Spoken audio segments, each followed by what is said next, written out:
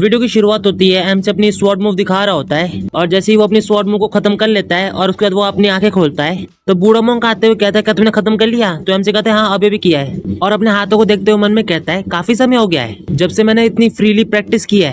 उसके बाद वो डॉग गोरेंग की ओर देखता है जो बस एमसी को बिना एक्सप्रेशन के घूर रहा होता है और एमसी उसे देखते हुए मन में कहता है ओ वो निराश नहीं लग रहा है। उसके बाद मोंक को देखते जो अपनी मुंडी घुमाते हुए कह रहा होता है ना ना ना ना और एमसी से कहता है तुम एक लॉस्ट वुल्फ की तरह लग रहे हो जो कुछ भी ना होने पर चिल्ला रहा है। एमसी को कुछ पता नहीं होता तो वो कहता है इसका क्या मतलब है? तो मोंक कहता है इसका मतलब है कि तुम अपना समय बर्बाद कर रहे हो, तुम उस तरह से सुधार नहीं कर पाओगे।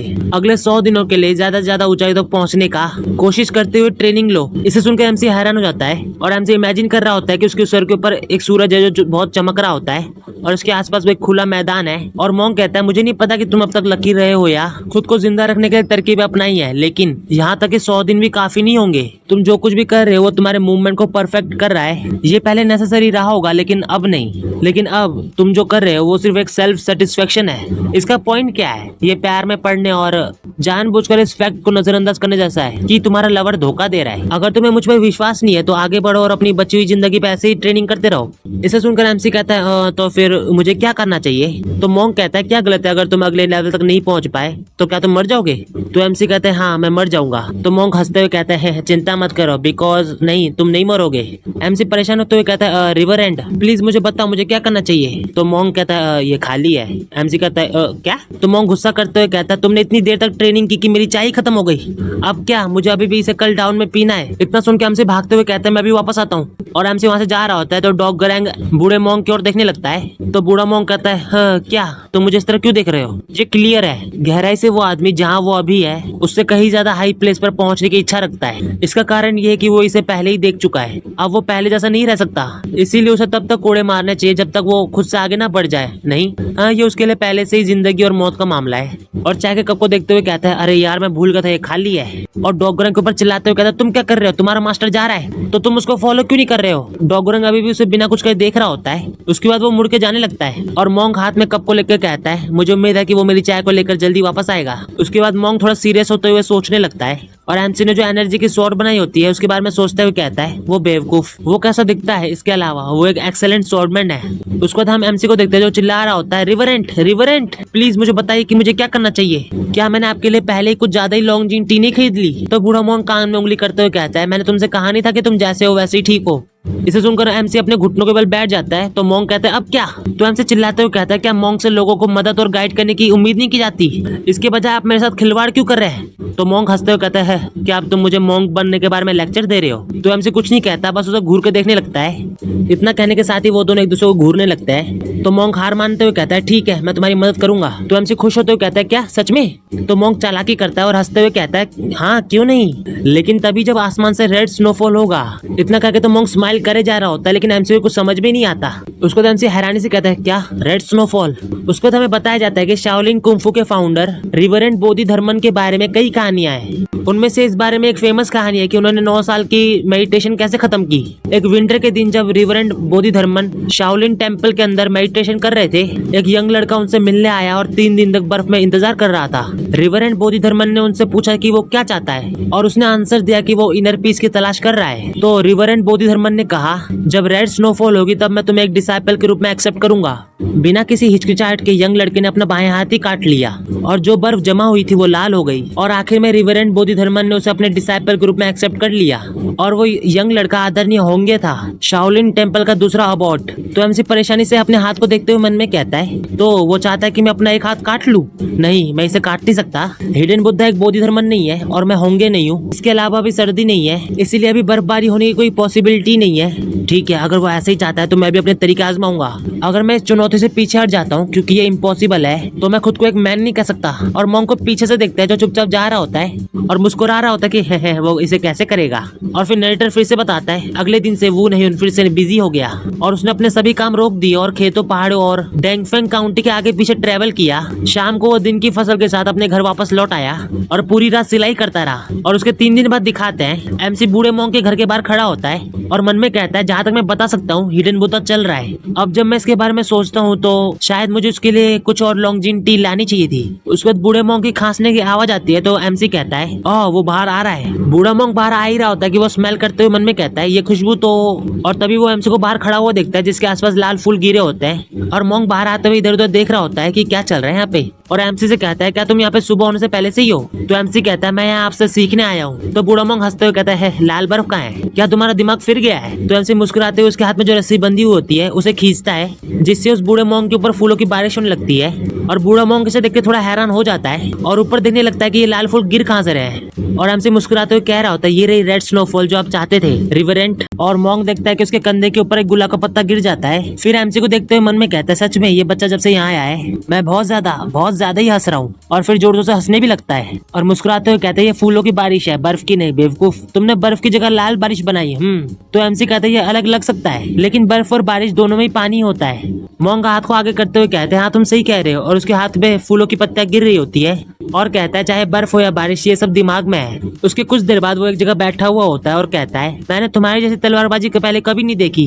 ये आसमान में आजादी से उड़ने वाले ड्रैगन की तरह है, हालांकि तुम इसके ट्रैक देख सकते हो, असली चीज को समझना इम्पॉसिबल है। मैं समझ नहीं पा रहा हूँ कैसे शॉर्ट टेक्निक एग्जिस्ट कैसे कर सकती है। एमसी हैरान होते हुए मन में कह रहा होता है यहाँ तक कि डिवाइन मोंग के गुरु भी ये कह रहे हैं व्हाइट टाइगर ट्रेनिंग सच में बहुत अमेजिंग होनी चाहिए। तो एमसी मोंग से कह ही रहा होता है तब मैं क्या करूँ? तभी मोंग कहता है लेकिन कम से कम मुझे तो पता है कि तुम्हारी प्रॉब्लम क्या है। सबसे पहले तुम डिटेल पर कुछ ज्यादा ही ध्यान देते हो, इस वजह से तुम बड़ी पिक्चर को देख ही नहीं पाते। दूसरा ये है कि तुम्हारी मुश्किल ट्रेनिंग मेथड तुम्हारी शॉर्ट टेक्निक से बिल्कुल मेल नहीं खाती है। इसे सुनकर एमसी बस चुपचाप उसकी बातें सुन रहा होता है। फिर एमसी पूछता है क्या डिटेल पे ध्यान देना अच्छी बात नहीं है? तो मोंग कहता है इसमें इतना अच्छा क्या है, तुम बेसिकली एक राजकुमारी को गले लगा रहे हो और उसकी तारीफ कर रहे हो बिना इस एहसास के कि तुम्हारी पीठ पर छुरा घूपने वाला है। तुम बहुत दूर की देख रहे हो और ये तुम्हारे फैसले और सेंसिबिलिटी को इफेक्ट कर रहा है। कहने की जरूरत नहीं, तुम बस एक दिखाई देने वाली इच्छा के काबू में आ रहे हो, एक ग्रेट ब्यूटी की तरह जो सब में सबसे सुंदर बनना चाहती है। एमसी मन में कहता है उसकी सोच सच में अश्लील है लेकिन इसमें कोई भी झूठी बात नहीं है। और कहता है तो फिर ट्रेनिंग मेथड के बारे में क्या?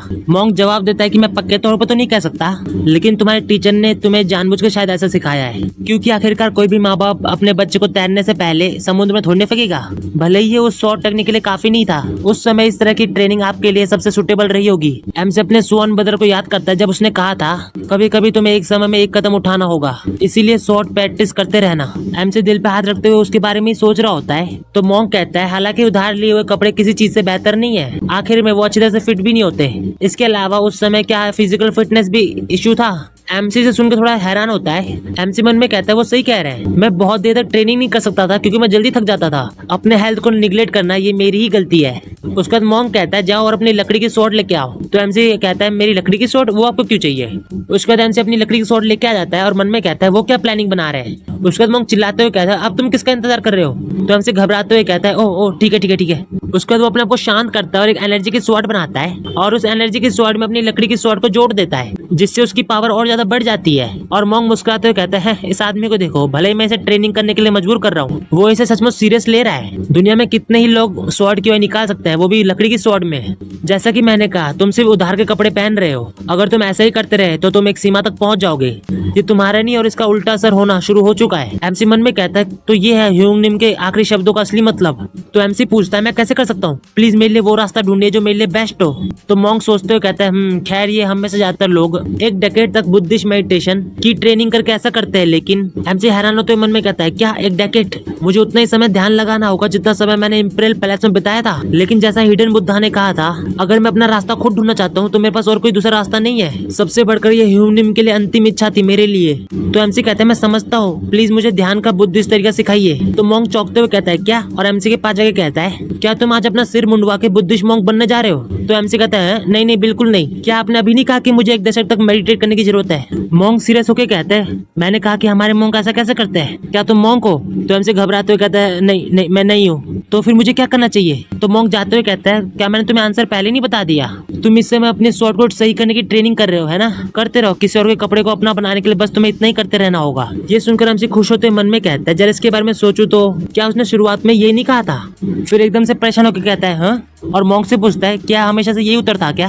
तो आपने मुझे जंगली हंस का पीछा करने के लिए क्यों भेजा? तो मोंग गुस्सा करते हुए कहता है तुम, और देखते ही देखते वो अपने हाथ को इतनी स्पीड से एमसी के सर के पास ले आता है कि एमसी को पता ही नहीं चलता और एमसी के सर पे एक फिंगर फ्लिप मार देता है। और मोंग गुस्से में चिल्लाते हुए कहता है क्या तुम मुझे धोखेबाज कह रहे हो। एमसी दर्द में होता है लेकिन मोंग आगे कहता है हो सकता है कि मैंने अपने शब्द सावधानी से चुने हो लेकिन मैंने कभी किसी को धोखा नहीं दिया है। एमसी मोंग को घूरते हुए मन में कह रहा होता है अगर ये बूढ़ा आदमी धोखेबाज नहीं है तो पूरी दुनिया में कोई भी धोखेबाज नहीं है। एक मिनट रुको, कुछ अजीब है। मुझे पूरा यकीन है कि मुझे चोट लगी है लेकिन मैं उसकी उंगली को बिल्कुल आते हुए देख ही नहीं पाया। मोंग शांत होते हुए कहता है अब वैसे भी तुम्हें दो चीजें करने की जरूरत है। पहला, जब भी तुम चाहो दिन हो या रात जितना चाहे स्वॉर्ड से ट्रेनिंग लो। दूसरा है कि अपने दिमाग को ट्रेन करना। अगर तुम मेंटल इमेजिनरी की कला में मास्टर हो तो तुम अपने कमरे में लेटे हुए भी ट्रेनिंग ले सकते हो।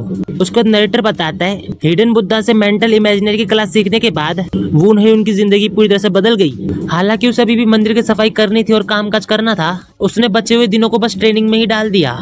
और हम देखते हैं एमसी मेडिटेट कर रहा होता है, तभी वहाँ पे मोंक आते हुए कहता है इससे कोई फर्क नहीं पड़ता कि तुम बैठे हुए हो, लेटे हुए हो या उल्टे हो, समझ गए। कंसंट्रेशन के लिए पैर को फोल्ड करके बैठना बेस्ट है। अपने आंखें बंद करो और सोचो कि तुमने स्वॉर्ड पकड़ी हुई है, फिर अपनी स्वॉर्ड टेक्निक का इस्तेमाल करो हमेशा की तरह ही, लेकिन सिर्फ अपने दिमाग में। एमसी वैसा ही करने की कोशिश कर रहा होता है, तभी मोंक उसके सर पे एक जोर से उंगली मारता है और कहता है तुम्हें सोचने के लिए किसने कहा? मैंने तुम्हें ट्रेनिंग करने के लिए कहा था, सोचने के लिए नहीं। तो एमसी रोते हुए कहता है लेकिन मैं बिल्कुल वैसा ही कर रहा हूँ। तो मोंक कहता है मैं तुमसे अपनी यादें ताजा करने के लिए नहीं कह रहा हूँ, ये इनविजिबल सोच है जो पिक्चर घटनाओं को कंट्रोल करता है। असलियत में अपने हाथ और पैर हिलाने के बजाय इसे दिमाग में करो।